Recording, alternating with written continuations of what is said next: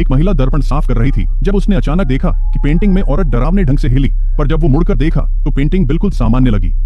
पहले तो उसने सोचा कि शायद ये महज एक भ्रम था, पेंटिंग कैसे हिल सकती है, लेकिन जो बाद में हुआ वह उसका जीवन भर का पछतावा बन गया। उसकी बड़ी बेटी एनी के कमरे में भी एक अजीब सी पेंटिंग थी। पेंटिंग में व्यक्ति के हाथ में कैंची और कंघी थी। इस नए घर में आने के बाद से जितना एनी ने पेंटिंग को देखा उतना ही डरावना लगा। वह तुरंत इसे उतारना चाहती थी, पर हैरानी की बात थी कि पेंटिंग जैसे दीवार से चिपकी थी, कितनी भी कोशिश करने पर नहीं हिली। ऐसा लग रहा था जैसे दीवार पर पेंटिंग नहीं, कोई व्यक्ति हो। उस रात जब एनी अपने कमरे में सो रही थी, उसने अचानक कैंची की स्निप स्निप आवाज सुनी।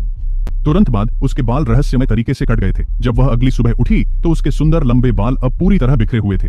उत्सुक एनी ने तुरंत अपनी शरारती छोटी बहन पर शक किया और उससे पूछताछ करने उसके कमरे में घुसी। लेकिन अजीब बात यह थी कि उसकी बहन को इसके बारे में कुछ नहीं, वह पूरी रात अपने कमरे में सोती रही थी और कहीं नहीं गई थी।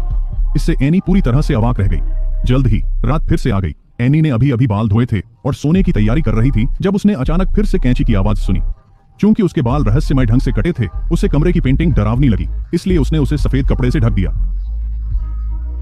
उसे नहीं पता था कि गहरी रात में कुछ भयानक होने वाला था।